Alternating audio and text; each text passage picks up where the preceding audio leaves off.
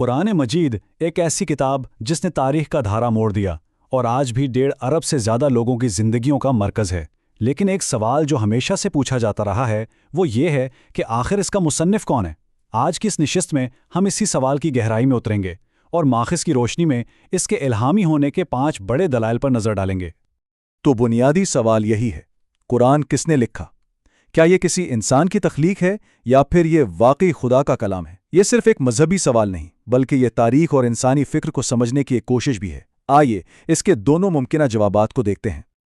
ایک نظریہ یہ ہے کہ یہ کتاب پیغمبر اسلام کی اپنی ذہانت اور حکمت کا نتیجہ تھی جسے انہوں نے اس وقت کے معاشرے کی اصلاح کے لیے پیش کیا، اور دوسرا نظریہ جو کہ اسلام کی اصل بنیاد ہے یہ کہتا ہے کہ نہیں، یہ اللہ کا براہ راست کلام ہے جو ایک نبی کے ذریعے انسانوں تک پہنچایا گیا۔ تو آج ہم ان 5 دلائل پر بات کریں گے جو اس دوسرے نظریے کو سپورٹ کرتے ہیں۔ چلیں اپنی تحقیق کا آغاز کرتے ہیں پہلی اور شاید سب سے اہم دلیل سے، اور وہ ہے خود اس شخصیت کی پہچان جس نے یہ پیغام دنیا کے سامنے رکھا۔ ان کی اپنی زندگی اس کتاب کے بارے میں کیا بتاتی ہے؟ اس ساری بحث میں ایک عربی لفظ بہت مرکزی حیثیت رکھتا ہے، امی۔ اس کا مطلب ہے ایک ایسا شخص جو پڑھنا لکھنا نہ جانتا ہو۔ قرآن خود پیغمبر اسلام کے لیے یہ لفظ استعمال کرتا ہے، اور سچ پوچھیں تو یہیں سے ایک بہت بڑی اور حیران کن دلیل سامنے آتی ہے۔ اور دیکھیں قرآن اس بارے میں خود کیا کہتا ہے۔ یہ آیت صاف صاف کہہ رہی ہے کہ اگر پیغمبر پڑھنا لکھنا جانتے ہوتے تو شک کرنے والوں کے پاس ایک بہانہ ہوتا کہ شاید انہوں نے یہ باتیں پچھلی کتابوں سے نقل کی ہیں، لیکن ان کا امی ہونا اس شک کی جڑ ہی کاٹ دیتا ہے اور اس بات کو تقویت دیتا ہے کہ اس کا ماخذ کہیں اور ہے۔ ذرا ایک لمحے کے لیے تصور کریں، 7ویں صدی کا مکہ، وہاں کوئی یونیورسٹیاں یا لائبریریاں نہیں تھی۔ اس ماحول میں ایک شخص جو پڑھنا لکھنا نہیں جانتا، وہ 23 سال کے عرصے میں ایک ایسی کتاب پیش کرتا ہے جس میں قانون، تاریخ، سائنس اور روحانیت کے گہرے سمندر موجود ہیں۔ کیا یہ انسانی طور پر ممکن لگتا ہے؟ ماخذ کہتا ہے کہ یہ بات عقل سے بالاتر ہے۔ اچھا، اب آتے ہیں دوسری دلیل کی طرف، اور یہ بہت دلچسپ ہے کیونکہ یہ دلیل قرآن خود پیش کرتا ہے۔ یہ صرف ایک دعویٰ نہیں بلکہ ایک کھلا چیلنج ہے جو 1400 سال سے آج تک قائم ہے۔ قرآن سیدھا سیدھا کہتا ہے کہ اگر اس کے الہامی ہونے پر کوئی شک ہے تو زیادہ کچھ نہیں، بس اس جیسی ایک چھوٹی سی صورت بنا کر لے آؤ۔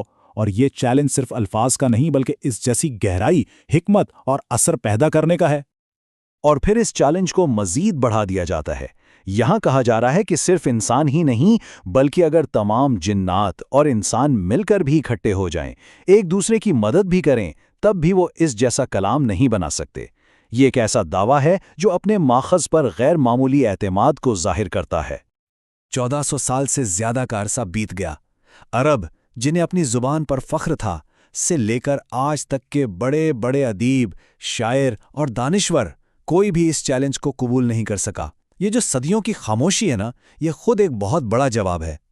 اور سب سے دلچسپ بات یہ ہے کہ یہ چیلنج کوئی بہت بڑا نہیں ہے۔ قرآن کی سب سے چھوٹی سورت صرف 3 آیات کی ہے، اس کے باوجود تاریخ اس جیسی 3 آیتیں بھی پیش نہیں کر سکی۔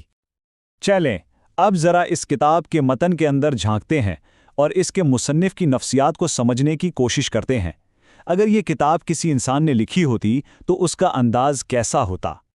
عام طور پر انسان کیا کرتا ہے؟ وہ اپنی تعریف کرتا ہے، اپنی کامیابیوں کو بڑا چڑھا کر بیان کرتا ہے اور اپنی غلطیوں کو چھپاتا ہے۔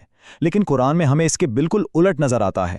کئی جگہوں پر پیغمبر اسلام کو ان کی معمولی باتوں پر ٹوکا گیا ہے، ان کی اصلاح کی گئی ہے۔ اب سوال یہ ہے کہ کیا کوئی مصنف اپنی ہی کتاب میں خود پر ایسی تنقید کرے گا؟ اس کی سب سے مشہور مثال یہ واقعہ ہے جب ایک نابینا صحابی کچھ سیکھنے آئے تو پیغمبر نے کسی اور کی طرف توجہ کی وجہ سے ان سے تھوڑا بے رخی برتی۔ اس پر فوراً یہ آیات نازل ہوئیں جن میں انہیں تنبیہ کی گئی، اور یہ آیات آج بھی قرآن کا حصہ ہیں۔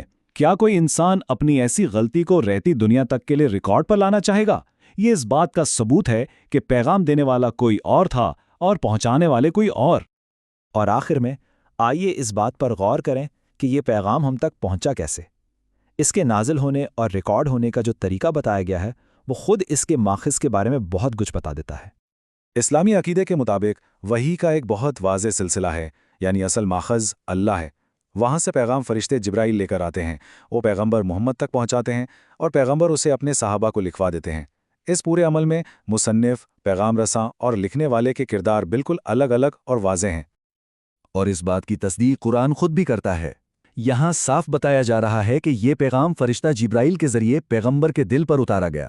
اس سے یہ بات مزید پختہ ہو جاتی ہے کہ پیغمبر اس کے مصنف نہیں تھے، بلکہ وہ اس پیغام کو وصول کرنے والے اور آگے پہنچانے والے تھے۔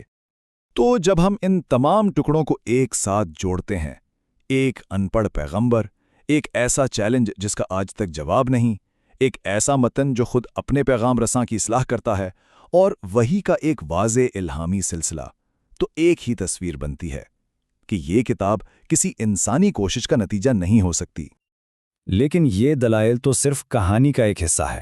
ایک اور حیران کن پہلو قرآن میں بیان کردہ سائنسی حقائق، ماں کے پیٹ میں بچے کی نشوونما کے مراحل سے لے کر کائنات کے پھیلنے تک، ایسی باتیں جن کا علم 1400 سال پہلے کسی انسان کو ہو ہی نہیں سکتا تھا۔ تو کیا یہ سب محض ایک اتفاق ہے، یا پھر یہ بھی اس کے الہامی ہونے کی ایک اور نشانی ہے؟ یہ ایک ایسا سوال ہے جو مزید تحقیق کی دعوت دیتا ہے۔